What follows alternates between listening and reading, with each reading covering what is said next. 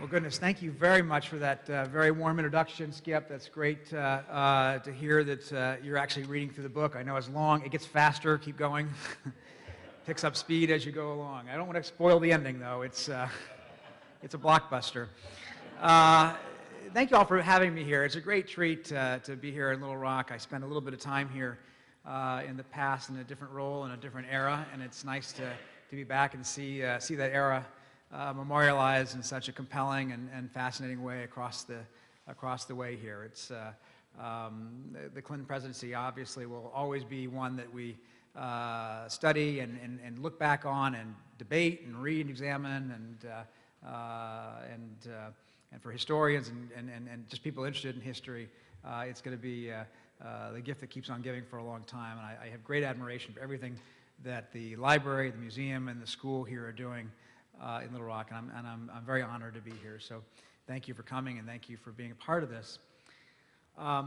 It actually was the Clinton administration that taught me something as a reporter covering the White House, which is that we don't get what's really happening at the time. When we cover the White House, reporters like myself and a whole bunch of us who follow them around, we're in the bus, we're in the bubble, we're in the back of the plane, we're in the briefing room asking questions. In the end, I think we're probably getting maybe 20% of what's really going on. I think we get the essential truths. I think we get the larger themes and some of the bigger cleavages and issues and debates that are going on. But so much that happens in a White House happens outside of our view, outside of our line of sight, in our earshot, that only afterwards do you get a chance to really kind of go back and re-examine, think about, and talk to people and understand what really happened. That was the experience I had in writing The Breach, which was a book about the 6 months that the Congress decided and battled what to do over President Clinton's issues in terms of impeachment. As I always used to say, it's not about the sex, it was about the power. My wife always says, don't say that, nobody will buy the book. But in reporting that book and going back to all the players, having covered that story so intently, I thought I knew the story well, and I discovered how little I really understood about what was happening behind the scenes. And so I wanted to do the same thing then for the Bush and Cheney White House. And once again, having a chance to spend more time with people after the events are over, after the consequence of the daily headline has faded, and they're beginning to be more thoughtful and candid and willing to open up and share, you begin to peel back the curtain and discover all the different things that were happening that we had very little understanding of. And one of the things that we learn, I think, by going back and re-examining the Bush administration is to rethink and relearn about this extraordinary partnership between President and Vice President. As Skip said, it starts off with a remarkable tandem between two political figures who have bonded themselves into a partnership unlike any previous president and vice president had ever had. Now, that may not be saying much. The history of vice presidents in this country is kind of a sorry one, right? I mean, you know, as John Adams, the first one, said, it was the most insignificant office ever created by man. Jack Garner, who was one of FDR's 3 vice presidents, said famously it wasn't worth a bucket of warm spit or something. It really wasn't even until Walter Mondale that they even let the vice president in the White House. No vice president until Mondale even had an office in the West Wing. Mondale was the first. So Gore obviously begins to become a more influential vice president, and Cheney takes it the next step. He redefines the role in a way that no prior vice president had done.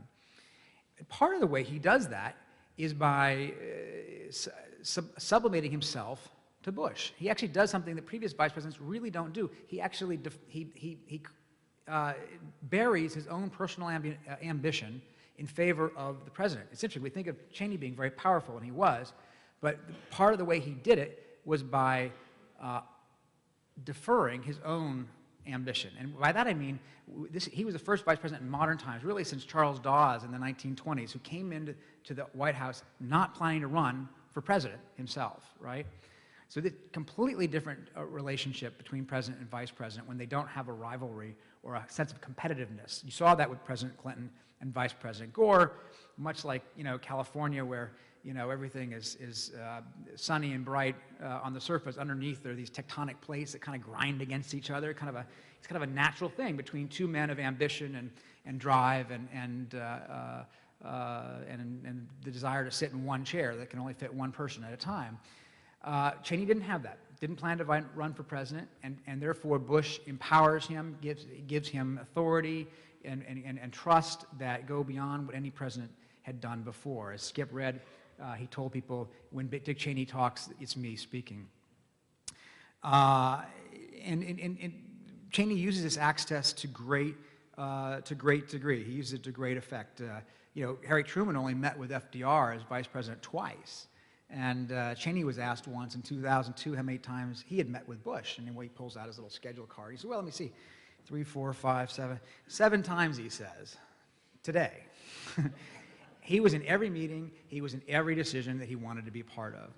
But he wasn't the figure of mythology that we came to think of, particularly through the late-night comedies and the Saturday Night Live satires. He was not, in fact, the sort of figure who was dominating the room. In fact, actually, people who were in the room tell us that the alpha male in the White House, as Dick Myers, the former chairman of the Joint Chiefs, put it, was in fact Bush. He would be the one who would be running the meetings. He would be the one who was directing the conversation, asking the questions.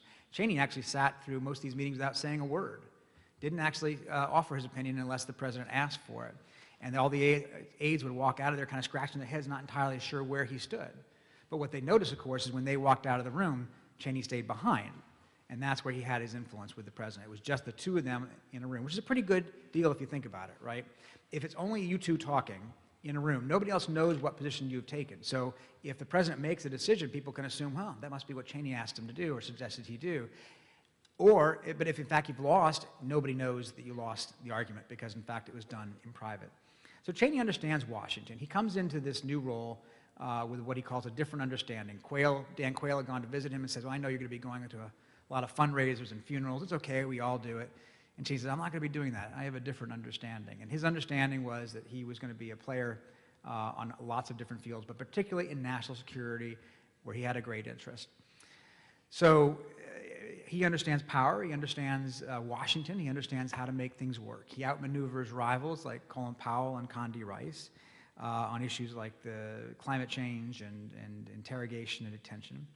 And obviously on 9/11, sort of his role in running the situation, not the situation room, but the bunker underneath the White House while President Bush is on Air Force One being flown from military base to military base, seems to validate in that moment, in effect, Bush's choice. There's somebody who understands national security, who coolly, calmly makes decisions without having to think twice about them. He literally conveys the order to shoot down hijacked planes, as one aide put it, in the space of time it takes a baseball batter to swing a bat at a ball, at a pitch. And it's in that moment that he really comes into his own. And from that point, he and Bush go forward in a parallel direction. Now, I think a lot of people think that means, aha, Cheney manipulated Bush into doing things that he wanted to do. That's the common mythology, right? Cheney the puppet master, Bush the puppet. But in fact, it's much more complicated and much more interesting than that sort of caricature version of events. Cheney did argue for certain policies and courses of action, but the difference is that Bush actually was inclined to go that way anyway. He was pushing on open doors. Bush was like-minded with the vice president on issues like Iraq, with issues on terrorism, and so on. So when people say, aha, he manipulated the president, what they misunderstand is, in fact, this is where Bush would have been inclined to go even without Cheney. And there are moments, even in the height of Cheney's power, where Bush says no, doesn't want to go as far as Cheney wants to go. Great example, and it comes in 2002, the summer, when Cheney and Rumsfeld come to President Bush and say, we think you ought to go ahead and bomb northern Iraq right now because there's a chemical weapons facility there. This is 8 months before the war actually starts. Bush says no, he doesn't want to do that. He wants to go to the UN. Cheney doesn't want to go to the UN. Bush says we're going to the UN anyway. So even at the height of his power, there are moments where Bush and Cheney are on opposite sides of important decisions. And that begins to change even more dramatically as time goes on. As the war takes a bad turn, as we discover that there were no weapons there, Bush begins to think about how he's going to reorient his presidency. He wants to try more diplomacy in his second term. He wants to begin compromising on some of these counterterrorism programs that were so controversial in the first term. And all of these ideas, all of these changes that Cheney sees he finds disturbing, and he becomes the leader of the resistance inside the White House. He thinks these are a turn toward a more dangerous set of policies and giving in to the chattering class, and he fights it every step of the way.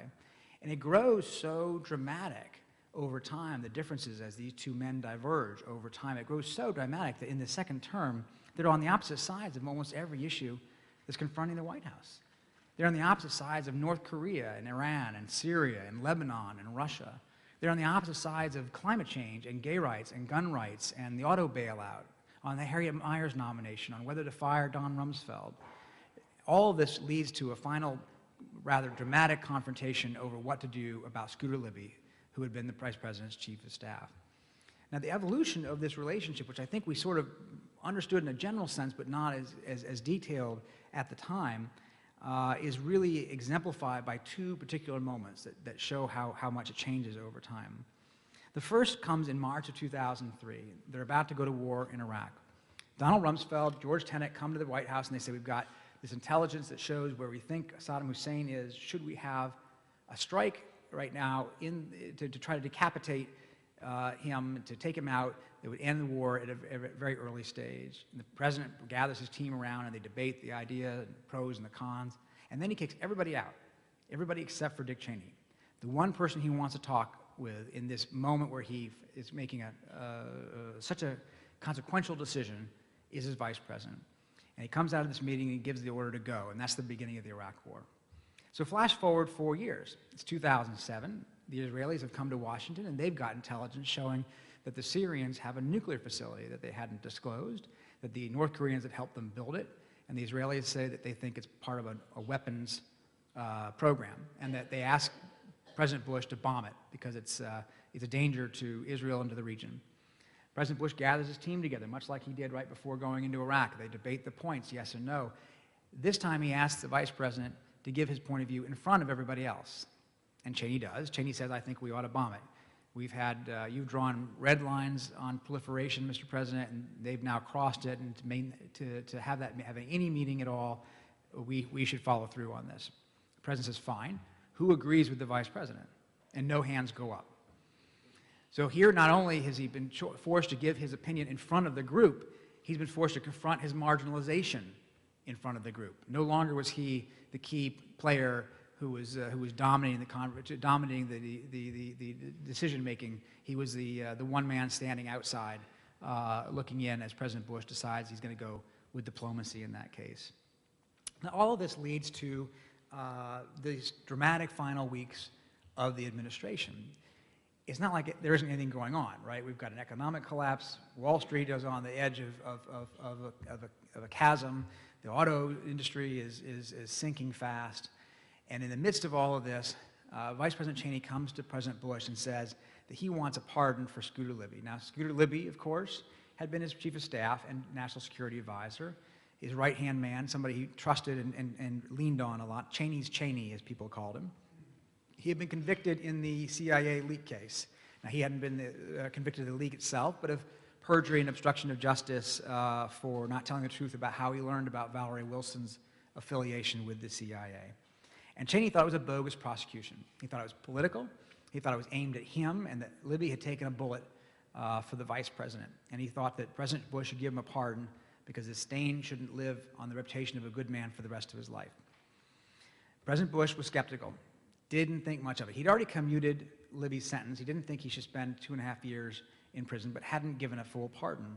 So he asked the lawyers to go back and look at it again. And the lawyers look at the case. They go through the trial transcripts. They meet with Scooter Libby at a seafood restaurant a couple blocks from the White House. And they come back to the president. They say, look, we think the jury had every reason to find what it found. And so the president says, okay, that's it. We're not going to do a pardon.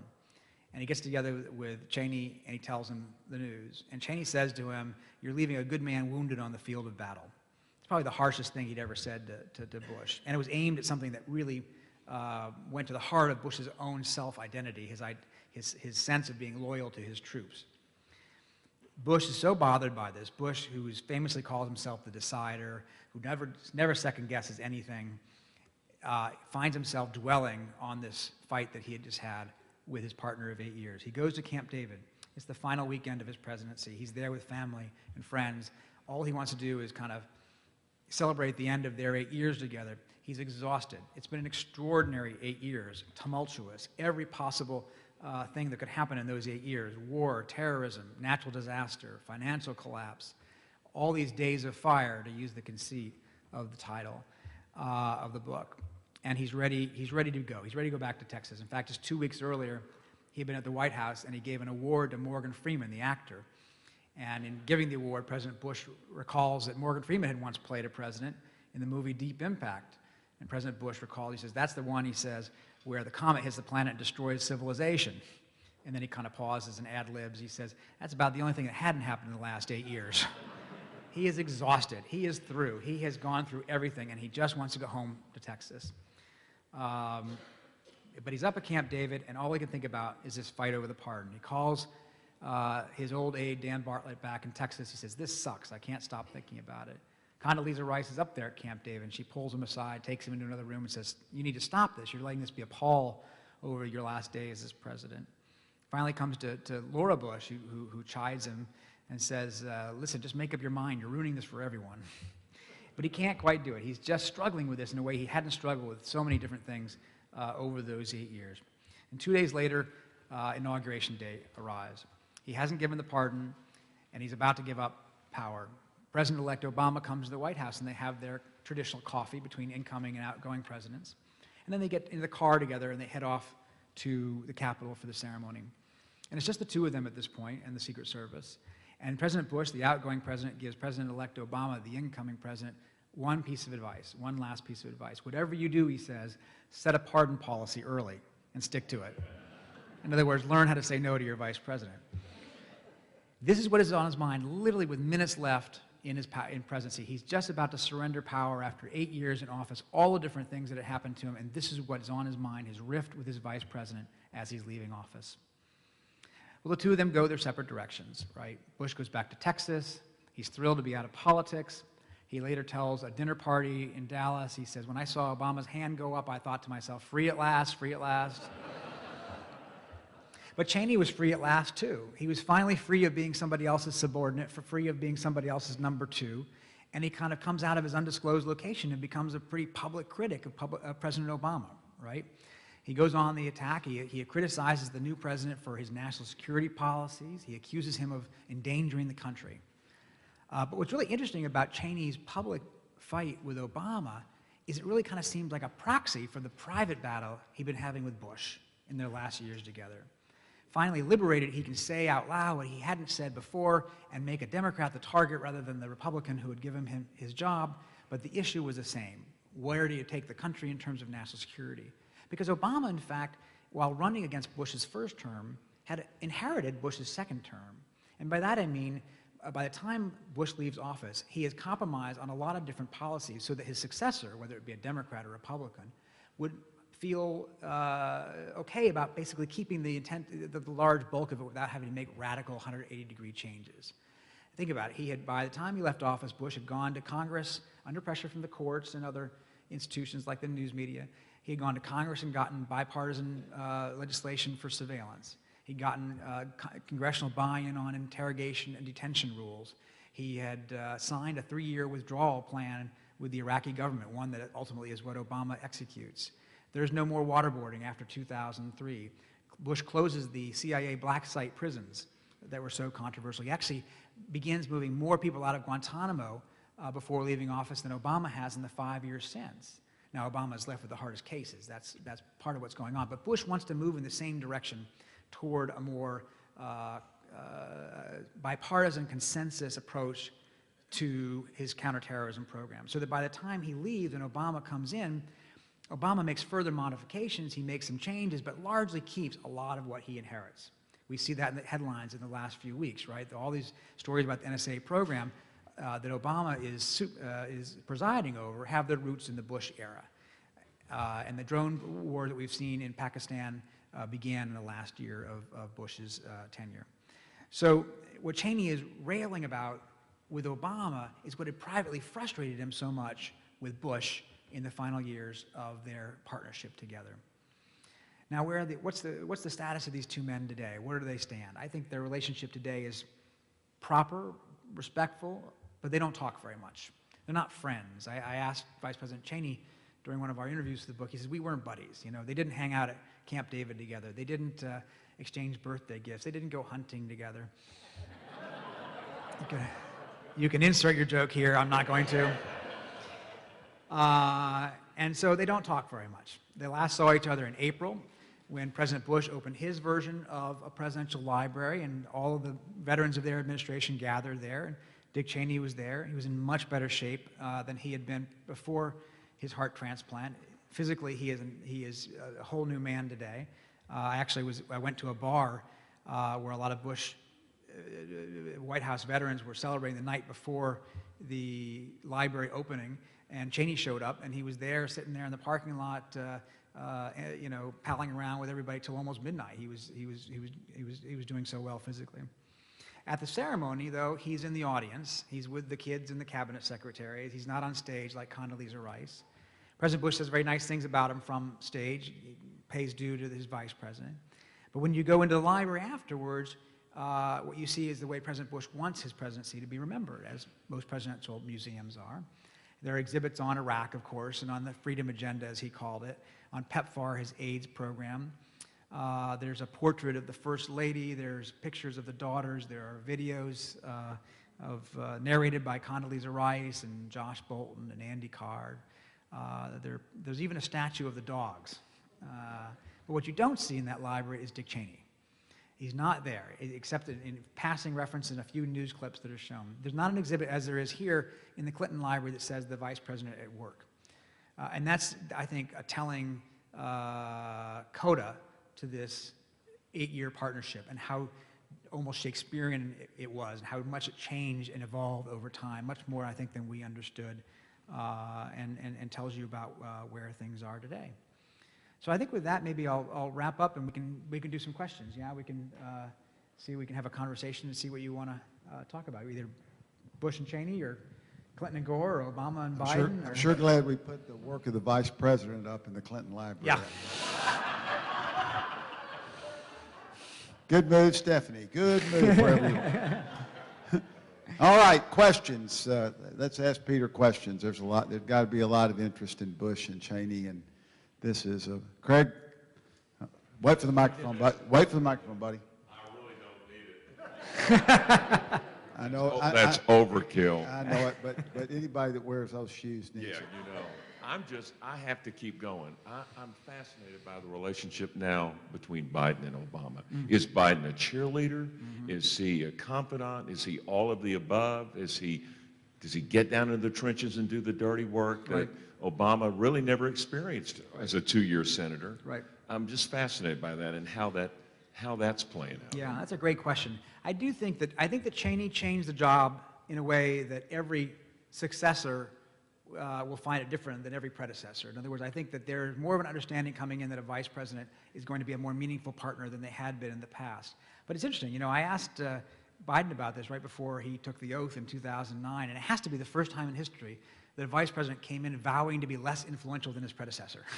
I'm not going to be Cheney.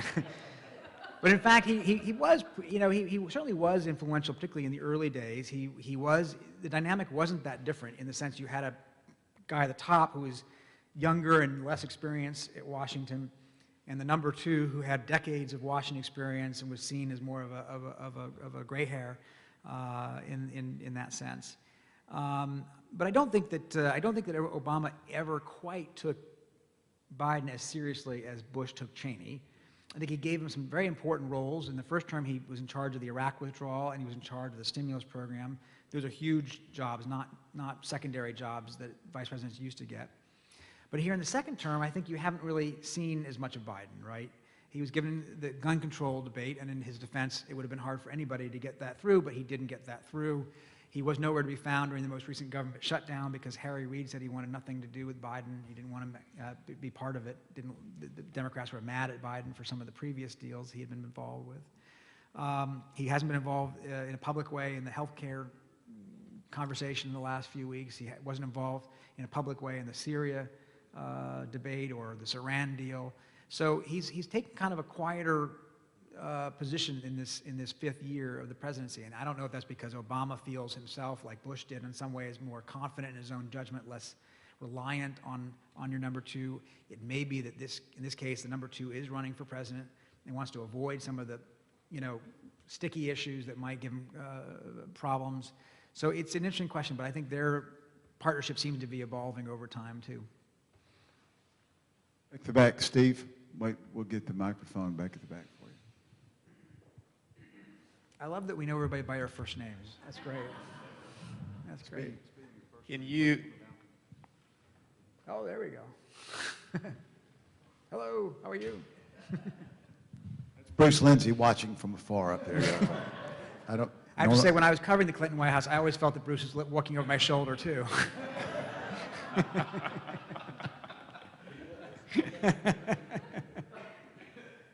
Can you tell us generally why you think Cheney's influence waned and he and President Bush diverged? Yeah, that's a good question. And I think part of it is that I think ultimately President Bush begins to feel more confident in his own skill and his own judgment, his own, his feet planted in a way that you can only be planted after some time in office. I mean, the presidency is the worst on-the-job training ever, and yet there's no way to get to learn to be president except by doing it. And they all tend to get better over time. I would say even President Clinton probably felt a lot more comfortable in office after 2 or 3 years. He had, by that point, just like President Bush, had dealt with more world leaders, dealt with more crises, experienced more of the hurly-burly of Washington and didn't need quite as much guidance or advice or counsel as he might have needed at the beginning. I think there's also, there were sort of some discrete moments that began kind of pushing them apart a little bit. Friction began to develop. I think in March 2004, President Bush was annoyed that there was this whole big fight over whether to reauthorize the NSA surveillance program that he didn't know about until the last minute. And it almost causes what he called another Saturday Night Massacre, which the entire Justice Department leadership would have resigned in protest, and he had to head it off. And he was mad, I think, that nobody had told him about it. I think he and Cheney at Katrina diverged a little bit. He asked Cheney to head up a task force to handle the recovery down in the Gulf region, and Cheney said no. He thought it would be a paper exercise. He wouldn't have any real power, didn't want to have anything to do with it, and I think that, creates additional friction. I think even the shooting incident, we laughed about the hunting. I think there's a little friction about that. Laura Bush is mad that the vice president hasn't disclosed this to the public faster and in a more fulsome way. In fact, she's in Europe when this happens, and she hears about it from her Secret Service detail, because these Secret Service details, they always are talking with each other, and they know what's going on. And she tells her staff to call back to the White House and make sure they're putting this out to the public, which they hadn't done at this point. And her chief of staff calls back to the White House press secretary, wakes him up at 6 in the morning back in Washington. He doesn't know what she's talking about. He had heard there was an incident, but he didn't know that the vice president was the guy who'd pull the trigger. So I think little things like that begin to create additional friction. And then I think the larger forces that are driving it apart is Bush's desire to right the ship, in effect, in the second term as the Iraq War goes badly. I think he's looking for ways to reorient his presidency, and Cheney sees this fixed point in the distance. His North Star is protecting the country as he sees it, and all these changes that Bush is making, more toward diplomacy and more toward compromise on some of these programs, to him is a betrayal of where they were together. Right here. Microphone's coming in. I'm Jean Ann Moles from Saline County. Okay, since I don't know very many people here. It worried me the entire 8 years knowing Cheney's health issues, that his thumb was so close to the buttons. What do you think his health played? Blood flow to the brain and all that sort of stuff. Always worried. That's a great question. Obviously he had 4 heart attacks by the time he comes into office. He has a new book out himself talking about his health journey. It's an interesting question. There are friends of his who wonder whether the health issues over the years changed him in some way. I don't know whether that affected him, in an intellectual way. Certainly physically, he was at times quite weak, especially at the end. He had a hard time in the last couple of years, even walking up the steps to the second floor of the vice president's mansion, and he was sort of a spent force, both politically as well as physically. On 9/11 itself, actually, while he's in the bunker, sort of managing the crisis, his doctors had taken a blood test that morning, and it showed an elevated level of something, or I've forgotten what it is, but that made them think he was at risk of having a heart attack on that day. And they didn't know what to do about it, so they have to wait till the end of the day, and Cheney gets on the helicopter, leaves the South Lawn to go to Camp David, so he's in an undisclosed location separate from the president, right, in case of a strike. And on the helicopter, they hand him a note saying, "We need to test your blood again, sir, because we think you're at risk of a heart attack." And he brushed them off, said, "Guys, we're going to have to do that some other time." It turns out the test was wrong. They did it again the next day, and the levels were not in the dangerous zone that they thought they were. But there are all these issues that come up. You know, one of the things he disclosed in the book, which is fascinating, is that they had the pacemaker they installed inside of him they turned off the Wi-Fi element to it because they were worried that terrorists might be able to turn it off. Right? Isn't that amazing? And that, by the way, that's apparently a plot line in this television show, right, Homeland, that comes along there. I guess I never saw it, but apparently the vice president is in fact killed by terrorists and Lynn Cheney was watching this, and she's just blown away that this turns out to be a storyline on TV, having gone through this themselves. They thought it was rather far-fetched, and she calls up the doctor the next day. "You're not going to believe what was on television last night." So I think his health was more of an issue in the latter years, at least in a physical way. It made him less energetic and less able to shape and influence events. Yes, right here. There's a question right here. I was just wondering, you know, through all your studies of all the presidencies, if you noticed any dynamics or ramifications of dynamics between the first and second ladies. Oh, interesting. First and second ladies. That's a good question. I don't have a good answer for you on that. I think sometimes they're friendly, and then sometimes there's a lot of tension there. You know, think about it. If you're the vice president's spouse, you literally are the only one of the four who has no title. What are you, second lady? I mean, you know, from time to time they do that. What is it? SLOTUS, right? But nobody actually wants to use SLOTUS. Not a great title, right? First Lady of the United States is FLOT, FLOTUS, right? SLOTUS, not so much. So anyway, I think being the vice president's spouse has to be one of the worst jobs in Washington because you're not expected to have a great role, but you're frustrated. You could be something, but you might. It's a lot like being vice president, I suppose. But I haven't done a real study of that. I think in the case of Cheney and his family, he relied a lot on Lynn Cheney. They're very, very close. One friend of his put it to me. He says, "Look, Cheney has 3 people he trusts in the world, and all of their last names are Cheney, meaning Lynn, Liz, and Mary. It's a very tight-knit family. They didn't even talk sometimes when the Navy stewards came in to serve the breakfast or the lunch or whatever. They would wait until they left. They're very tight-knit. And that's why this crack-up we've seen recently over the Senate race in Wyoming and the issue of gay marriage has been so interesting and unusual because, in fact, they're so unlike them to air their differences in public like that. So I think Lynn was very influential, very important. Arguably, Dick Cheney was a liberal in that pair. She's very strong, very conservative, firmed him up if he ever was wavering on some of these things. And so I think it just depends on the individuals involved. But I haven't done enough of a study to find a pattern across different administrations. We have a question, sir, right here. Wait for the microphone's coming at you, please. There it comes right there. Hello, I enjoyed your talk, and I've recently read a book by Valerie Plame. Did Cheney, in your investigation, did he ever come close to being the one that blew her cover? And was that why he was so interested in the Libby pardon? Well, I think he was interested in, I think what they were interested in was not so much the idea of blowing her cover in the sense that I don't think they looked at it as, aha, this will be a punishment. We will punish them by blowing her cover. I think what they wanted was to undercut Joe Wilson's credibility. And Joe Wilson, of course, had been the ambassador. He had been sent to Niger to look into allegations of whether there had been yellow cake uranium sold to Iraq, and he came back and said basically no, he didn't think there had been. And he concluded that the vice president's office had ignored this evidence prior to the war, and he wrote about it in the New York Times. And what Cheney was upset about was this idea that Wilson advances in the column that he had been sent at the vice president's request. Cheney didn't know anything about this. He hadn't heard of this guy. He didn't know how he had been sent to Niger. And as far as we can tell, never saw any report that he would have filed back. So what they were trying to do was to undercut him, which unfortunately maybe, but happens in Washington every day of the week, in which political actors try to undercut critics through leaks and anonymous dealings with, guys like me.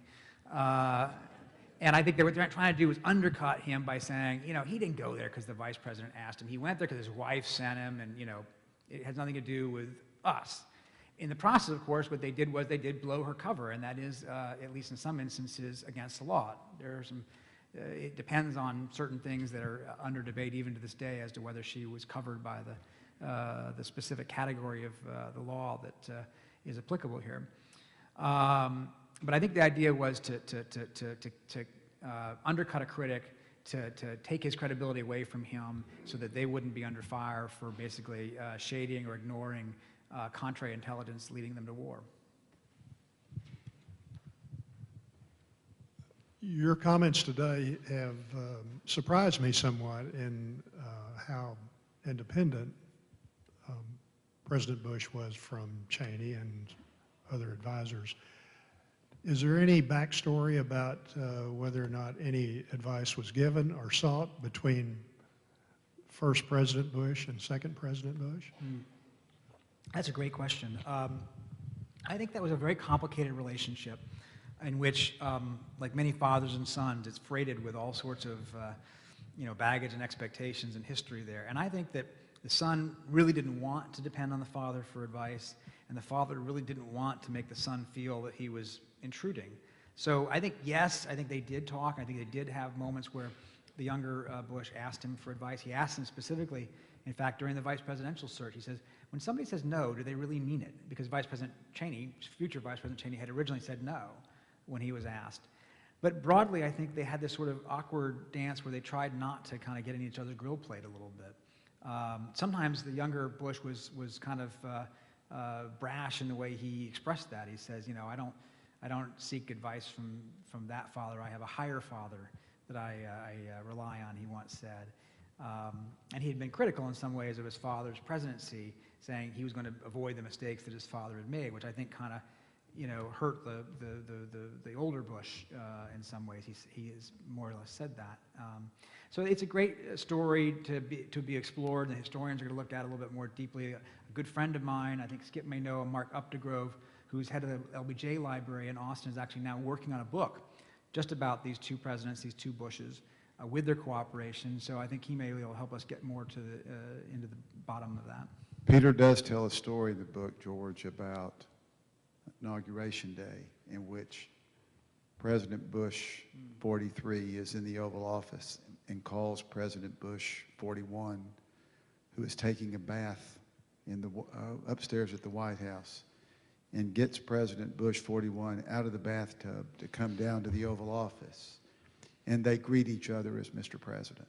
And that was the first time that, you said President Bush 41's hair was still wet. Yeah, yeah. Well, you think about it, right? There's John Adams and John Quincy Adams, but John Adams, by the time his son takes office, is so old he's not able to come to Washington for the inauguration. It's a very different dynamic, and this is a situation where the father is well enough and young enough to be a significant force in the family at that point. And another reason to buy this book, Bruce Lindsay will like this, in the private dining room at the Oval Office, President Bush had John Quincy Adams' portrait hung. Right. Which is interesting. Okay, got a question right here. This is a great book. I really like. You can tell I like this book. I'm not paying him, I promise. Yes, could you I may speak? not, should have. Could you speak to Condoleezza Rice's relationship with both Cheney and Bush? Yeah, that's a great question. Actually, one of the former aides in the Bush White House said I should have named the book Bush, Cheney, and Rice in the White House, because in fact she is the sort of third player in this interesting drama. She's elevated in the second term to Secretary of State and becomes, in effect, the vehicle for Bush's change and his fight, in effect, with Cheney. She becomes the one who fights with Cheney over the direction of the administration and is winning most of those battles. She couldn't do that in the first term. She was a facilitator, not a principal, if you will, by being National Security Advisor.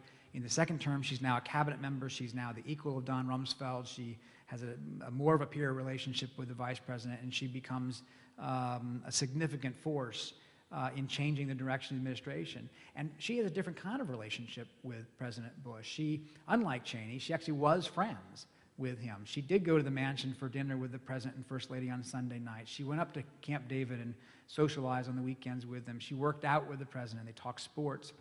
At one point during a dinner, private off-the-record dinner with journalists, she slipped up and referred to him briefly as my husband, which suggests a certain closeness to them. Nobody thought it was untoward, by the way. I mean, it was always described as brotherly and sisterly, but they were so close that that gave her a power in the second term that few others could match.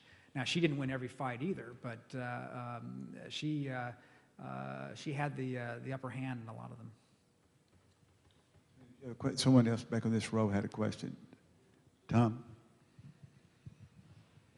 In the relationship between Cheney and Bush, you've described Bush as changing a considerable amount, and as Cheney almost as a constant.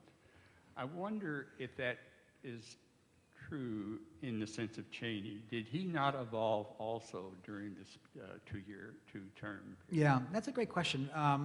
Let me take and extrapolate just a second. A lot of people talk about Cheney and wonder whether he had changed, right, in a broader sense, a longer-term sense. And part of that, I think, is a misunderstanding on our part, in that Cheney, was perceived to be a moderate or a more middle-of-the-road figure because I think he was moderate in his temperament, because, in fact, he was a low-key individual, because he was terrific on Meet the Press in presenting his arguments in a very soft but smart way. He was not bombastic in the way, say, Newt Gingrich was, right, in his personal style. But he was every bit as conservative as Newt Gingrich. They actually had the same, more or less, voting record in Congress. They came in the same class. If you go back and look at his early days, Cheney was actually the conservative inside the Ford White House. He helps push Nelson Rockefeller off the ticket in 1976. He fights with Kissinger about détente. By the time he gets to the Bush 41 White House, he's the conservative when it comes to the collapsing Soviet Union. Doesn't trust Gorbachev. Let's not get too far out here. He's the Cold Warrior. I think people misunderstood. Even in Congress, one time the Washington Post described him in a story as a moderate Republican. He called his press secretary and asked him to call for a correction. When Bush chooses him to be vice president on his ticket, Cheney runs through all the different reasons he might not want to have him. He's, look, I'm an oil man, we're both from Texas, we have to deal with this kind of thing. One of the things he says is, I'm very conservative. And Bush says, yeah, Dick, we know that. No, I'm very conservative, he says. And I think that that's something that the country didn't quite get. So that when he becomes this figure in Bush 43's administration, espousing these very hard policies, people were surprised. Colin Powell's theory of the case is that in the previous iterations of his career, Cheney had been surrounded by countervailing forces. So that in the Ford White House, he worked for a moderate president, and there were people like Brent Scowcroft and others who, were checks and balances in effect on his conservatism. In the Bush 41 White House, there was James Baker and Brent Scowcroft again, and Powell himself, and then of course the president. And that in 43's administration, he found a president who was much more like-minded, that actually was more in agreement with his point of view. And in terms of during those 8 years, I think actually he becomes he's very constant. I think he sees this one fixed goal, which is to prevent another 9/11 or worse. He sees a dark world around us. He sees a world full of peril, one in which 19 guys with box cutters, frankly, is not the worst of it. And to him, that is the overriding dynamic of their time in office. And almost anything can be justified in order to prevent that. And I interviewed him for the book. I asked him, what about these issues of torture? What about, do you have any regrets about any of these things? And he has none about any of them, because he says they led to a result where they left office without having been attacked again, and therefore they were justified. Thank you. I always questioned the diversion to Iraq from Afghanistan. I guess I use the word diversion because that's what it felt like it was. He hadn't done what he said, Bush hadn't done what he said in Afghanistan, so then let's start this war in Iraq. And I don't know if there's any truth to that or not. I just would like your opinion. No, that's a great question. I mean, look, I think that they were overconfident about what they had accomplished in Iraq. It was easy to push off the Taliban and get them out of Kabul and depose them as a government. And they began to turn their attention very quickly to Iraq. In fact, during the Battle of Tora Bora, which is where we last saw bin Laden until they finally got him in Abbottabad a couple years ago, Bush and his team are busy talking about Iraq as much as they are about Afghanistan. And when people like Hank Crumpton and James Mattis, the general from the Marines, were urging them to do more to try to get after bin Laden there in the mountains of Tora Bora, so they lost that opportunity. I don't think they looked at it as a diversion per se. I think to them it was a natural progression. It was the next step. And today we have the benefit of hindsight to say, well, right. At the time, I think to understand the decision, not to explain or not to defend or attack it, but to understand the decision, you have to understand the atmosphere in which they were operating. And the atmosphere in which they're operating, I was alluding to this earlier, is not just 9/11. One friend of Bush says, look, to understand Iraq, you have to understand the anthrax attacks. And by that he means it's that there's all sorts of different dangers out there, and they're so new world and so hard to understand and to predict that they can even come in your mailbox. And at the time, we didn't know that was a domestic thing. We thought that was very possibly foreign. And there were so many other incidents that fall that they were dealing with in the White House day after day. One day they were told that there had been a botulinum exposure in the White House, and that they, the president and the vice president, had been exposed. Turns out not to be true, but they were told, and they were scared for a little while. They were told about these Pakistani nuclear scientists who'd been meeting with bin Laden. Every day, the threat report that they were getting was filled with all these different ways that bad guys are trying to kill Americans. And you, Mr. President, and you, Mr. Vice President, are responsible for stopping it. You can't let this happen again on a worse scale. Now, the intelligence agencies, of course, which had failed to connect the dots before 9/11, were throwing everything they had at the White House. Some of it rooted in reality, a lot of it fanciful. But imagine what that does to your mentality as you wake up every day and see this report showing all these different ways that there are dangers out there. And so they wanted to go out and proactively stop what they saw as the different dangers around the world, to go out and to destroy monsters, to use John Quincy Adams' famous phrase. And the biggest monster they saw, the monster who had always been on their radar screen, was Saddam Hussein. One guy who was very deeply involved with this stuff told me for the book, he won't unfortunately let himself be named, he says, look, I tell people today that the reason we went into Iraq is because we needed somebody's ass to kick. And Afghanistan was too easy. And by that he means there was this atmosphere of uncertainty and this thirst for action, both in the White House and in the country broadly, that led them to take actions that today might look differently in the light of day. Yes, sir. Question at the back, Romers. Hello, my name is Ramirez Biddles, clinical school student, class 9, and I'd like to thank you for being here. When President Bush came into the White House, he campaigned about compassionate conservatism. And you kind of see that manifest itself through his expansion in AmeriCorps, and he participated, and I was fortunate to be a part of a program that actually saw him participate with Habitat for Humanity in Dallas. And that kind of went away as more as the Iraq and Afghanistan war persisted. Now that he's out of office, do you see or will the president be more interested in wanting to go back to his roots as trying to improve society through compassionate conservatism?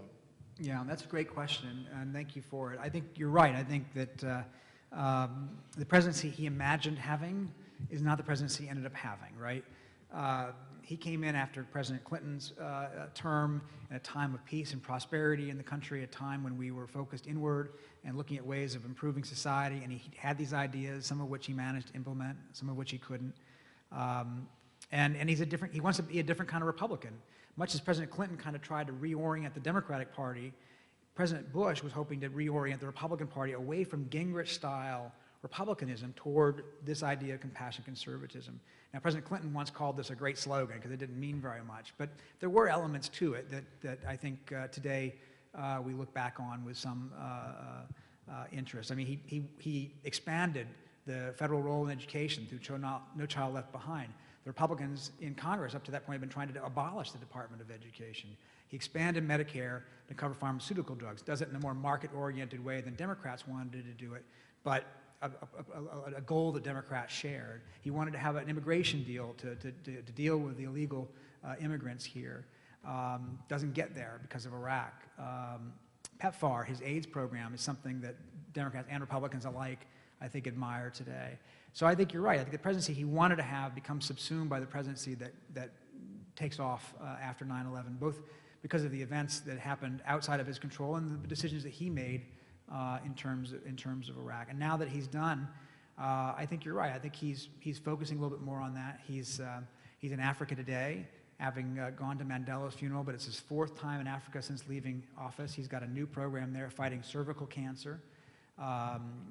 Through his Public Policy Institute, he has a number of other programs involving education, women's rights in Afghanistan, things like that, things that are less controversial than some of his terrorism and Iraq policies, obviously. And so I think he is, to some extent, getting back to some of those roots. But I think Karen Hughes told me, she said that one of the biggest tragedies of the Bush presidency was getting away from this idea of compassionate conservatism, because she thought that was a laudable goal that they could have done more with. You mentioned AmeriCorps, which is a great one, by the way, because the one thing President Clinton asks President Bush, President-elect Bush, when they switch, when they have a transition, he says the one thing he asks him is to keep and preserve AmeriCorps, which Bush does, and then Bush adds the USA Freedom Corps in his own model. So I think that's why this presidency is so interesting, because it wasn't what I think it was originally intended to be.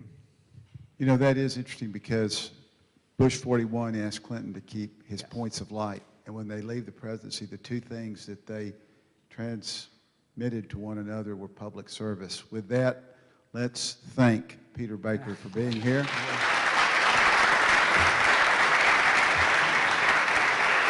Thank you, guys.